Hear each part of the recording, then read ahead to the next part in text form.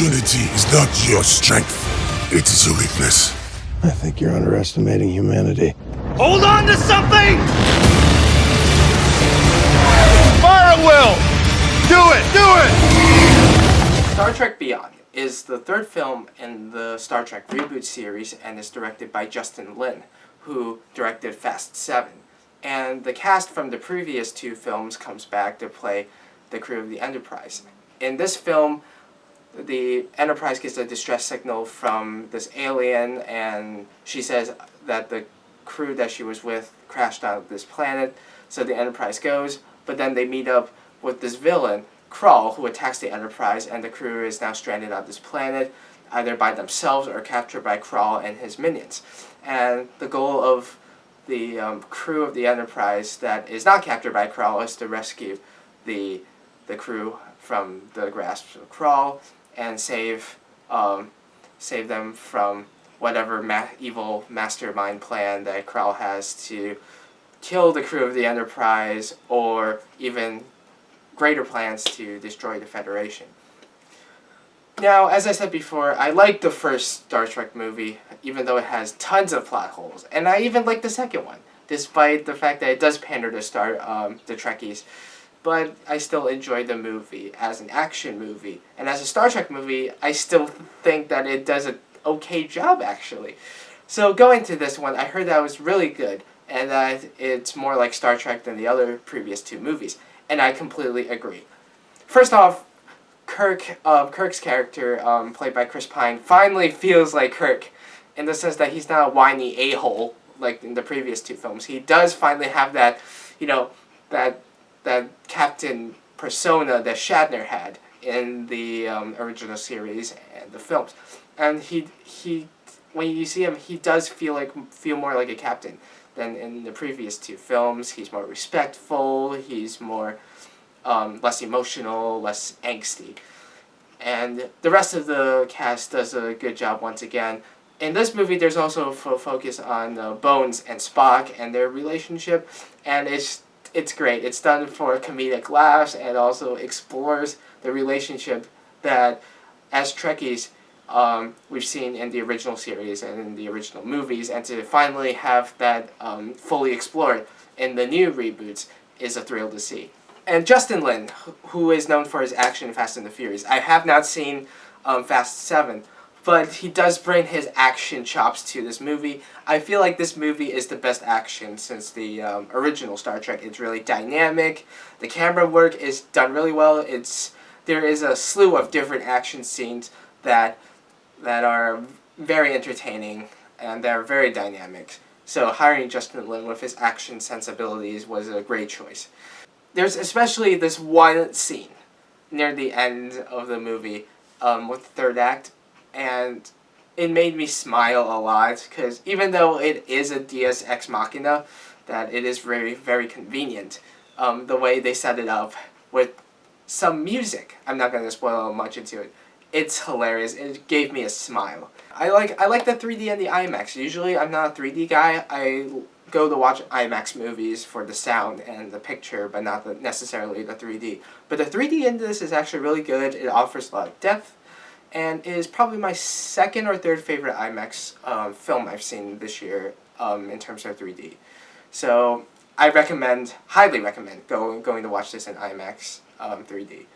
And this movie definitely feels like Star Trek, because it feels like an adventure. It does feel like a TV episode, but not like Star Trek Insurrection, where it feels solely like a TV episode, but it feels like a TV episode in the sense that it's the Enterprise in the middle of their mission, but it's also doesn't skimp on the Hollywood blockbuster tentpole, which, again, as I said before, the action serves that. There's also a lot of great themes in this movie, a lot about mortality, about identity.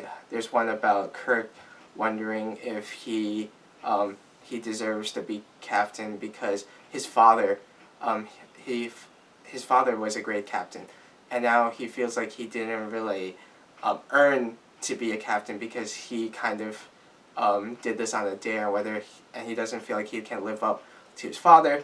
There's also Spock, and thinking more about the future of his people and and the Vulcans, and instead of focusing on his relationship with Uhura. And also, the romance between Spock and Uhura is limited in the sense that it serves the story, but it's not so in your face like the first and second.